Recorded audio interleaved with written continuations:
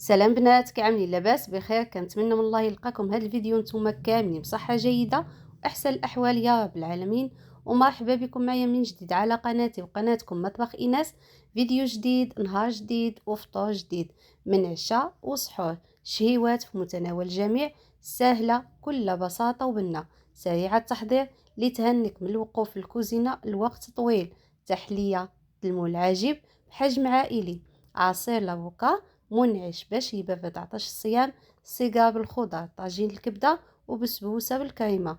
طبيلة اليوم متنوعة، كل شيء اقتصادي وبسيط، والبنة أكيد حاضرة. كنتمنى تبقاو مع الفيديو حتى الأخير، وإذا عجبكم الوصفات كنتمنى ما تبخلوش عليا بلايكاتكم، تعاليقكم اللي كتفرحوني بها من كل قلبي. ونبداو على بركة الله بأول وصفة، واللي هي التحلية اللي كنبدا بها ديما هي الأولى، حيت كتاخذ وقت باش تبرد. بالنسبة للمقادير كنحتاجو يطرو من الحليب 3 حتى 4 المعالق كبار من السكر، واللي كيبقى ديما على حسب الذوق ديال كل واحد. معلقة كبيرة من اللوز بودرة، واللي كتبقى إضافة اختيارية، إذا متوفرة ضيفوها، ما متوفرش تقدروا تستغنوا عليها. واحد ساشي ديال فلون كوخادا، اللي ممكن تعوضوها بفلون الفاني أو أي فلون، اي نكهه كتفضلوا. وجوج ساشيات كبار من فلون العادي. كنخلط كل شيء على البارد، ونعملها على نار اللي تكون متوسطه مع التحريك المستمر حتى كيعقد الخليط. هنا غادي نفتح واحد القوس، وبغيتكم تجاوبوني بالنسبه للمتتبعات الوفيات، واش تبغيو نعمل لكم فيديو اللي فيه طبيله كامله بوصفات اللي متنوعه، او لا غير وصفه واحده في كل فيديو. كنتمنى تجاوبوني في التعاليق على هذا السؤال، حيت رايكم كيهمني بزاف وبزاف. هنا كنت نسيت ما ذكرتش معكم بانني ضفت معلقه كبيره ديال بودره ديال اللوز، اللي كتبقى اختياريه، اذا متوفر ضيفوها، ما متوفاش ما تضيفوهاش. ومباشره الخليط باقي سخون كنصبوها في كؤوس فاضيين، اللي يكونوا فاضيين او مول جماعي. انا هنا اليوم عملت تحليه بحجم عائلي، اللي دهنته بالزيت تفاديا باش ما تلصقليش، حيت ما عملتش الكراميل. اذا عملتوا الكراميل بلا ما تدهنوا الزيت، واذا خفتوا دابا المولي اللي لصق لكم دهنوا واحد شويه ديال الزيت وصافي. كنصب الخليط ديالنا ونخليه جانبا كيبرد، وندوز باش نوجد معكم الكايمه ديال الطبقه الثانيه. بالنسبه للمقادير، عندي نصف لتر ديال الحليب مع 2 معالق حتى 3 المعالق كبار ديال السكر، واللي كيبقى ديما السكر ديما كيبقى على حسب الذوق ديال كل واحد، ممكن تزيدوا او لا تنقصوا. واحد الساشي ديال فلون شوكولا مع 2 معالق كبار مملوئين من كريم باتيسير. هنا كنت خلط الكريم باتيسير، كتجي مزيونه بزاف بزاف. يعني كنخلط كل شيء على البارد مع التحريك المستمر حتى كتغلى هاد الكريمه. ما كتعقدش بزاف بزاف، كيف ما غادي تلاحظوا معايا في الاخير. كتجي بحال الشكل ديال دانيط. وحتى كيغلى الخليط عاد كنضيف واحد 2 قطع ديال الشوكولاته السوداء، اللي كتبقى اختياريه بطبيعه الحال. ومن بعد ما كتبرد الطبقة الأولى، وللأمانة راني عملتها ليلة قبل، وراني سبق لي وقلت لكم بحكم العمل وجوج ساعات اللي عندي هما اللي عندي قبل، يعني قبل المغرب، باش نوجد الفطور. دائما كنقص عليا أي حاجة كتاخد لي وقت طويل، يعني كنقص عليا قبل بنهار. كنقلب الفلون في واحد البلاطو ديال التقديم، كينزل بكل سهولة، غير كنضغط عليه غير واحد شوية. كنصب الكريمه ديالنا ديال الشوكولاته اللي قلت لكم جات بحال دانيت، ونخليها جانبا كتبرد. كيف ما كتلاحظوا معايا القوام ما كيجيش ثقيل، يعني عاقد بحال الكريمه يعني بحال فلون عادي. كتجي القوام كيكون شويه خفيف، ولكن من بعد كتعقد، ولكن القوام ما كيعقدش مزيان مزيان، كتجي بحال الشكل ديال دانيت، كتجي روعه. ودابا غادي ندوز باش نوجد معكم طاجين ديال الكبده، اللي كيوجد بسرعه، كيجي لذيذ مشحر وكيشهي. في طاجين كنعمل واحد البصله مشلضه مع زيت الزيتون، اللي تكون شويه زايده، او لا زيت نباتيه. اذا استعملتوا زيت نباتيه تقدروا تنقصوا شويه.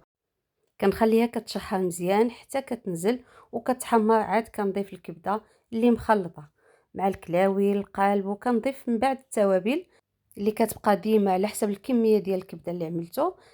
ملحه على حسب الذوق، ابزار، سكينجبير، بابريكا، الكركم وقزبر حبوب. كنخلط التوابل مع الكبده والبصله، وفي الاخير كنضيف القزبر والمعدنوس اللي مقطعين والثومه محكوكه. عارفه بلي الثومه مكروهه في رمضان، ولكن غير شويه وصافي، ما نكتروش. كنخلي كلشي كيتشحر على نار متوسطه، غير نشحرهم ماشي نطيبوهم بزاف باش الكبده ما تقصحش. كيف ما كنعرفوا جميع الكبده غير كنشحروها، يعني ماشي كنطيبوها بزاف بزاف، يعني كتاخد واحد الوقت قليل. يعني قبل الساعه ديال الفطور كنوجد هذا الطاجين، كيكون اخر حاجه كنعملها هي هذا الطاجين قبل بالفطور غير بدقائق، يعني واحد ربع ساعه كيكون واجد.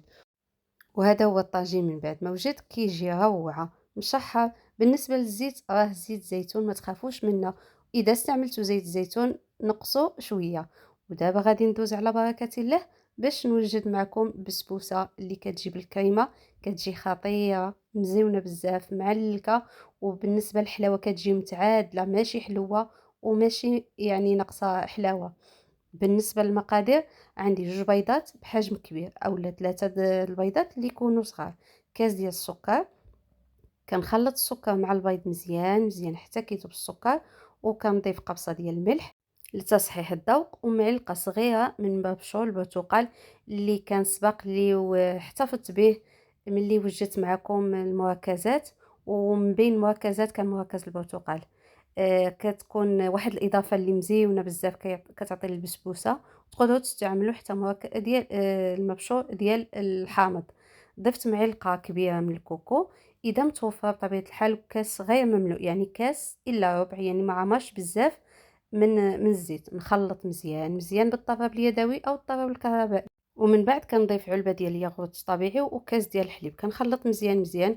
وفي الأخير كنصب 2 كيسان من السميدة ديال الحرشة، سميدة عادية ديال الحرشة، ونص كاس من الدقيق. هنا عبرت معكم بهاد المعلقة هذه، ولكن راني قبل ما نصور عبرت يعني القياس هاد العبار هذا، يعني معلقة، هاد المعلقة هذه اللي عبرت بها يعني معلقة ونص هي كاس ديال العنبة عادي. يعني خدات معايا 2 كيسان ديال العنبة من السميدة ديال الحرشة، ونصف كاس من الدقيق، يعني دقيق عادي. كنخلط مزيان مزيان كيف ما كتلاحظوا معايا. وفي الاخر كنضيف خميره ديال الحلويات من فئه 16 غرام، وكنستمر في التخلاط حتى كتنسجم الخميره الفوريه مع المكونات كامله. ومن بعد كناخذ واحد المول العجيب او لا اي مول متوفر عندكم، غير تكون فيه واحد الحفره في الوسط باش نعملوا فيها الكريمه. كناخذ واحد المول كيف ما كتلاحظوا معايا، دهنته مزيان بالزبده ورشيته بالسميده، وكنصب الخليط ديالي كيف ما كتلاحظوا معايا. القوام راه كيجي خفيف ماشي ثقيل. ندخلها الفران على درجه 170 180 من الفوق ومن تحت لمده 40 دقيقه او اقل على حسب الفرن ديال كل واحد. وهنا غادي ندوز باش نوجد معكم السيرو. في كاسرونه عملت كاس ونص من الماء مع كاس ماشي عامر من السكر، باش تجي الحلاوه متعادله. واحد الساشي ديال زهر البرتقال وقطع من البرتقال. كناخذ واحد القطعه ديال البرتقال كنقطعها قطع وكنضيفها للخليط. بما انني عملت مبشور البرتقال في البسبوسه، بغيت نمشي على نفس المذاق. كنعمل الخليط على النار حتى كيغلى. الحلاوه راه جات متعادله ماشي حلوه بزاف. ملي كنخرج البسبوسه كنخليها كتبرد غير شويه باش ما تحرقنيش في يدي، وكنقلبها مباشره ونسقيها مزيان بالسيرو اللي وجدت معكم. وما تنساوش حتى الجوانب، حتى الجوانب كنعطيوهم حقهم باش ما كيجيوش ناشفين. نخليها جانبا وندوز باش نوجد معكم الكريمه اللي كتجي روعه. بالنسبه للمقادير، راني عملت 2 معالق كبار ديال السكر او اكثر، تقدروا تضيفوا اكثر او لا قال على حسب الذوق ديال كل واحد. 2 معالق كبار مملوئين من النشا. المعالق اللي استعملتها هما كبار ماشي ديك المعالق الصغار، حيت المعالق الكبار فيهم وفيهم، كاينه اللي كيكونوا هما كبار ولكن صغار شويه، المعالق اللي يكونوا كبار. انا هنا ما استعملتش النشا حيت ما كانش عندي متوفر، وعوضته ب2 معالق كبار من الكريم باتيسير. ومن الاحسن من الاحسن نعملوا نشا حيت هاد الكريمه خاصها تجي بيضه. وفي الاخير كنضيف نصف لتر ديال الحليب. نخلط كل شيء على البارد ونعمل الخليط على نار اللي تكون متوسطه مع التحريك المستمر حتى كيعقد. وحتى كنطفي على البوطه. عاد كنضيف 2 معالق كبار من الجبن الكريمي، اي جبن كريمي متوفر عندكم ممكن تضيفوه. 1 معلقه كبيره ديال المزهر، راه كتعطي واحد المذاق اللي مزيون مع الحلاوه مع الملوحه ديال الجبن مع المذاق ديال المزهر. كتجي روعه هاد الكريمه هادي. غير عملوا النشا، ما تعملوش كريم باتيسير. حتى بالكريم باتيسير جات مزيونه، ولكن من الافضل ومن الاحسن نعملوا النشا. ومباشرة وهي باقا سخونة، يعني الكريمة باقا سخونة، كنصبها فوق البسبوسة اللي وجدت معكم، ونخليها جانبا كتبرد. وندوز باش نوجد معكم الحشوة ديال الخضر والكفتة اللي غادي نعمر بها السيجار. في واحد المقلة عملت جزرة وحدة، قرعة وحدة او كورجيت اللي حكيتهم من الجهه الغليظه، وبصله مشلضه مع القليل من الزيت الزيتون، وكنخليهم كيتشحروا مزيان مزيان بلا ما كنضيفوا التوابل في الاول. ديما الحشوات التوابل كنضيفوها حتى الاخير باش ما كتطلقش الحشوه السوائل. اللي كتعمل توابل في الاول مع الحشوه، جرب هاد الطريقه اللي قلت لكم وغادي تلاحظوا الفرق. راه فرق اللي كبير ملي كنضيفوا التوابل في الاول. كيف ما كتلاحظوا معايا كنشير لكم هنايا راني باقي ما ضفتش التوابل، راه ما تلقات حتى حبه ديال السوائل. ولكن اذا كنت عملت توابل في الاول راه كان كيف ما كنعرفوا بان الكورجيت كيطلق الماء وحتى البصله، يعني راه كانت غتكون المقلاة عامره بالماء. هنا بالنسبه للتوابل عندي الملحه، الابزار، السكنجبير، شويه ديال الكركم، شويه ديال البابريكا، شويه ديال القزبر حبوب اللي كيكون مطحون. وبالنسبه للملحه ديما كتبقى على حسب الذوق وعلى حسب الكميه ديال الكفته والخضر اللي عملته. كنخلط مزيان مزيان داك الخضر مع التوابل مع الكفته حتى كيتشحروا مزيان مزيان. ومن بعد عاد كندوز نعمر السيجار. بالنسبه هنا الورقه راني استعملت ورقه ديال الفيلو بعوض الورقه ديال الباستيلا العاديه، ولكن القرمشه اللي كتجي في ورقه الفيلو ماشي عاديه وماشي بحال الورقه ديال الباستيلا، كتجي واحد القرمشه اللي روعه. بالنسبه للسيجار هي كتعذب شويه الورقه، كتعذب شويه في يعني ملي كنكونوا كنلفوا السيجار كتجي سهله. يعني كنصحكم بالنسبه للسيجار كتجي سهله، يعني كتلف. هنا خديت واحد الورقه اللي قطعتها على جوج، يعني الورقه ديال الفيلو قطعتها على جوج. من بعد كندهن بالزبده، هنا كنت دهنت غير بالزبده وجات واحد القرمشه اللي روعه. يعني واخا ما تستعملوش الزبده كيجيو مقرمشين. كنحط الحشوه ديالي وكنقلف عادي، يعني الصيغه اللي عادي بلا مجهود بلا حتى حاجه. يعني على عكس البيضات شويه يعني فيهم شويه ديال الخدمه. وما نصحكمش تستعملوا الورقه ديال الفيلو حيت كيعذبوا. هي غادي تلوى معاك ماشي ما غاديش تلوى، ولكن كيعذبوا. هنا غادي نوجد معكم غير واحد جوجه، ومن بعد بناتي هما اللي غادي يتكلفوا بالبقيه، يعني غادي يلويوهم كاملين. حيت كيف سبق لي وقلت لكم جوج سوايع راه ما كافيانيش باش نعمل كل شيء على هيدا. بناتي كيعاونوني باش نقدروا نوجدوا الطبيله في الوقت ديال الافطار. وكيسبق لي وقلت لكم في الفيديو السابق بالنسبه للسيدات العاملات ضروري ما نعملوا التحضيرات المسبقه، وضروري ما نقصوا علينا الحاجات اللي كتاخذ الوقت قبل بنهار. بحال الحياه مثلا، النهار اللي كتكون عندي الحياه واجده ويعني النهار الموالي كتكون يعني خصني نوجد الحياه، راني حتى كنوجد كل شيء لقمه كل شيء. ملي كنكون كنفطر الساعه ديال الفطور كنعمل البوطه، كنشعل على لقمه ديال الحياه وكنخليها واجده. اي حاجه لاحظت بانها غادي تاخذ لي الوقت كنوجدها قبل بنهار. وهذه هي الطويله ديالنا. من بعد ما وجدت كنتمنى الوصفات ديال اليوم ينالوا الاعجاب ديالكم.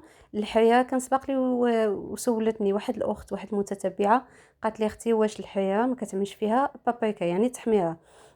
الحياه ديالي عمري ما كنعمل فيها تحميره، كنعمل فيها غير مطيشه يعني حبوب اللي كتكون زايده، وكنعمل فيها صلصه ديال الصلصه المركزه. وهذا هو الطاجين كيجي مزيون كيجي معلك. بالنسبه للزيت قلت لكم غير ما تخافوش حيت كتكون زيت الزيتون. ومهم هادو هما الوصفات كيجيو اللي كيوجدوا بسرعه ما كياخذوش الوقت. كنحاول نعطيكم وصفات غير اللي ساهلين وبساطين. لاحظوا معايا هنا القماشه ديال ورقه الفيلو كيفاش كتجي روعه. ورقه الفيلو كتجي روعه مزيونه بزاف بزاف. والتحليه كانت اخر حاجه حيت كانت خدات الوقت. الطبقه الاولى كنت وجدتها قبل بنهار، ولكن الطبقه الثانيه ديال على شكل دانيت هذاك وجدتها قبل الفطور. يعني ما كانش الوقت الكافي باش يعني باش تعقد. يعني حتى داز الفطور عاد استعملناها. المهم كتجي واحد التحليه اللي رائعه مزيونه بزاف.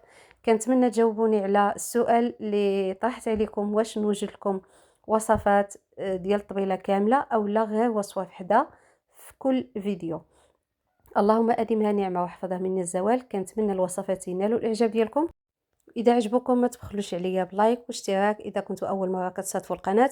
شكرا، جزاكم الله كل الخير، خليتكم في امان الله، والى فيديو مقبل ان شاء الله.